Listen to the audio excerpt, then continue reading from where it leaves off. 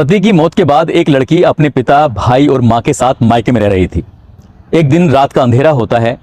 जब सब लोग सो रहे थे तब उसका पिता उसके कमरे में आता है और अपनी ही बेटी के साथ कुछ ऐसी हरकत करने की कोशिश कर रहा था जिसकी बेटी ने कभी कल्पना नहीं की थी। बेटी कहती है कि पापा शायद आपको गलतफहमी है, मैं आपकी बेटी हूं। इससे पहले कि पिता कुछ कह पाता या कर पाता तभी पीछे से उसकी मां आती है और अपने पति का हाथ पकड़कर वो दूसरे कमरे में लेकर चली जाती है। बात आई गई हो जाती है, लेकिन पहले दिन अंधेरा होता है, दूसरी बार अंधेरा नहीं था, घर में उजाला था।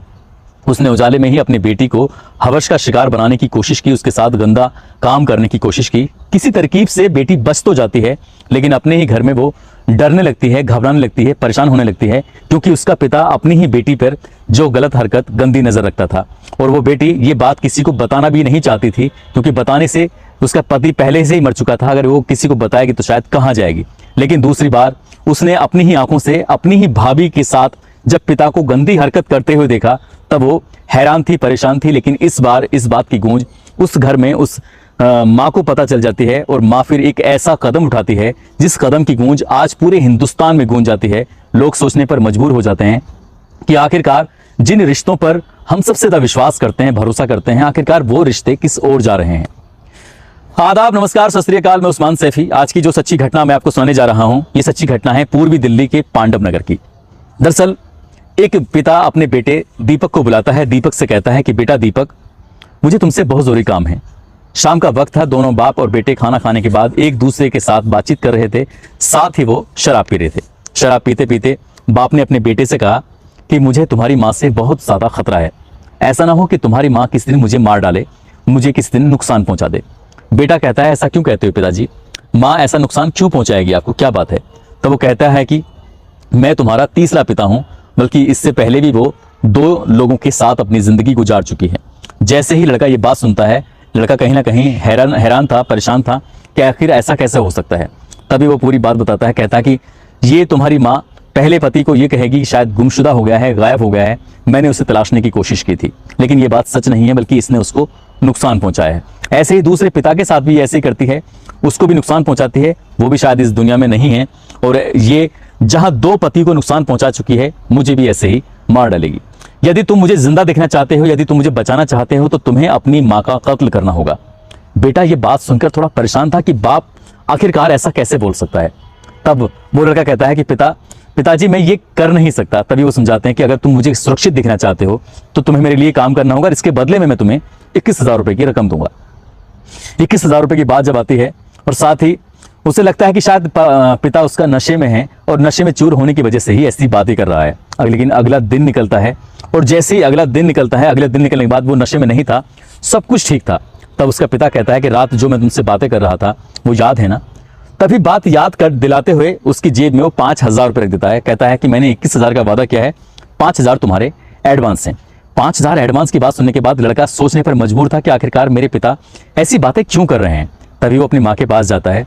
माँ का नाम पूनम होता है और पूनम से जाकर कहता है कि माँ, पिताजी ने रात मुझसे शराब के नशे में ऐसी बात कही थी, मुझे लग रहा था कि शायद शराब के नशे में है, लेकिन जैसे ही दिन निकलता है ठीक वैसी ही बात वो बिल्कुल होशो हवास में भी कर रहे थे। ये क्या बात है, तुम्हें मारने के लिए उन्होंने मुझे सुपारी दी है।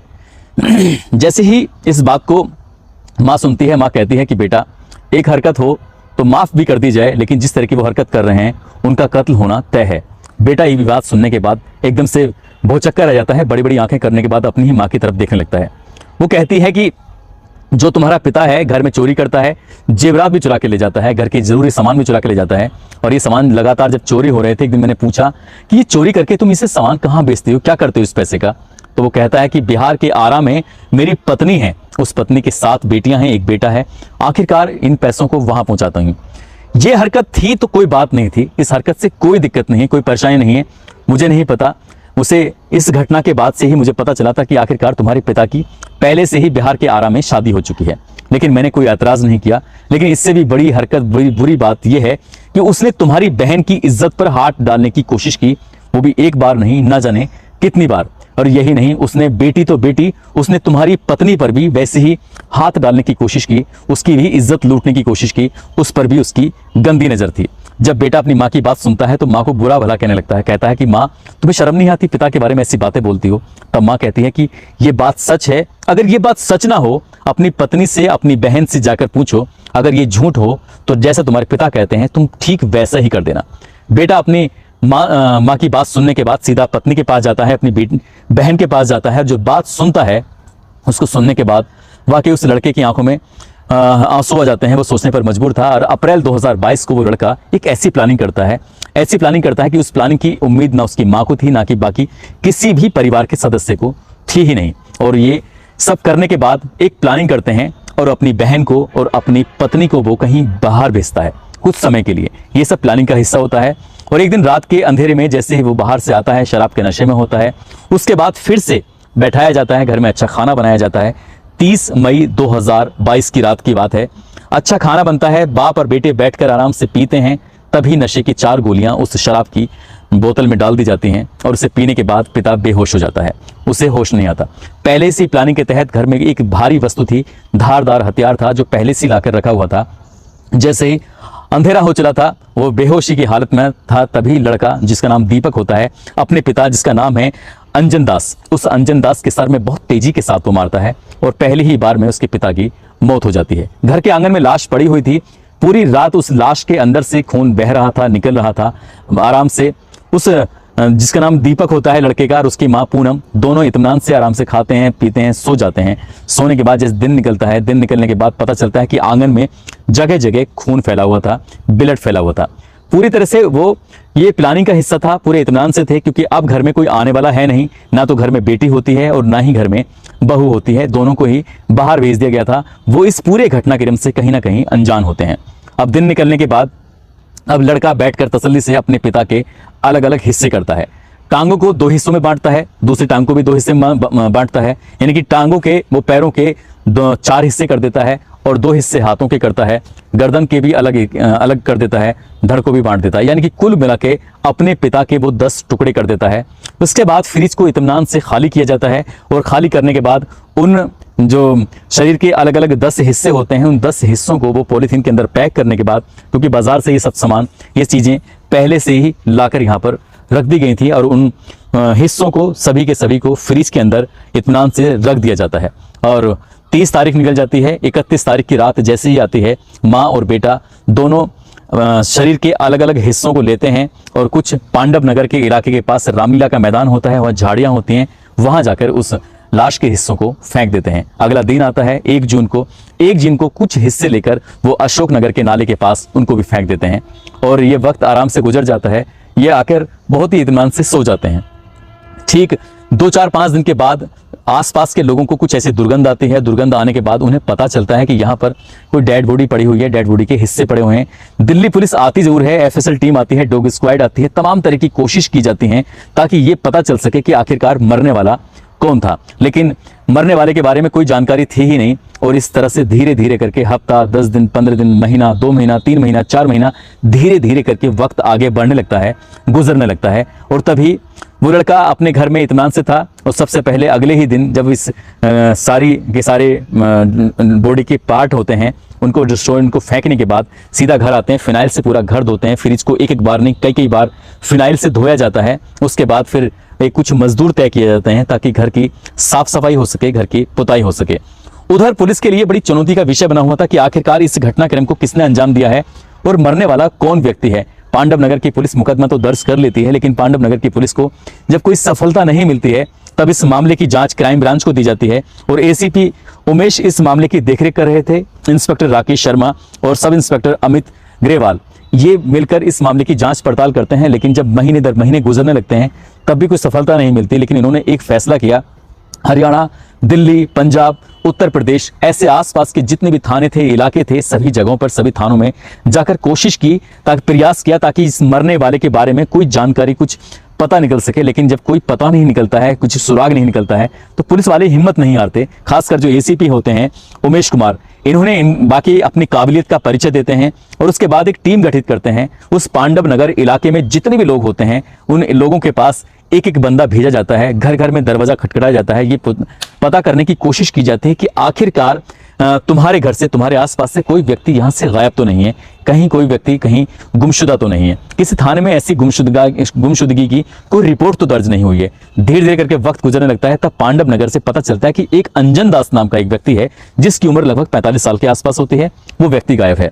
पुलिस अपना काम कर रही थी, टीम अपना काम कर रही थी, साथ ही पुलिस उस दौर की, उस टाइम की सीसीटीवी फुटेज को एक बार फिर से खंगालने की कोशिश करती है। तब पता चलता है कि एक व्यक्ति है और साथ में उसकी एक महिला होती है। वो शरीर के अलग अलग हिस्सों को कुछ बड़े से बैग में लेके आता है और फेंक कर जब खाली हाथ वापस चला जाता है। ऐसे ही कदकाठी के लोगों की तलाश पुलिस करती है, लेकिन ये फुटेज वायरल नहीं करना चाहती थी। क्यों? क्योंकि आखिर असली मुलजिम तक पुलिस को पहुंचना जो होता है।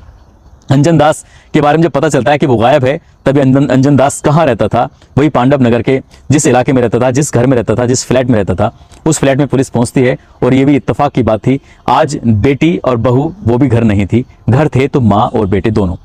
पुलिस वाले घर जाते हैं और घर जाने के बाद ये पता करने की कोशिश करते हैं कि अंजन दास कहाँ गए हैं, क्या बात है।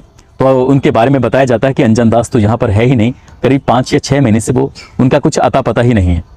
जैसे ही पुलिस वाले बात सुनते हैं तो पुलिस वाले कहते हैं कि यदि वो गायब थे, यदि वो उनका कहीं कुछ पता नहीं चल रहा था, तो तुमने कोई गुमशुदगी की एफआईआर वगैरह तो कराई होगी।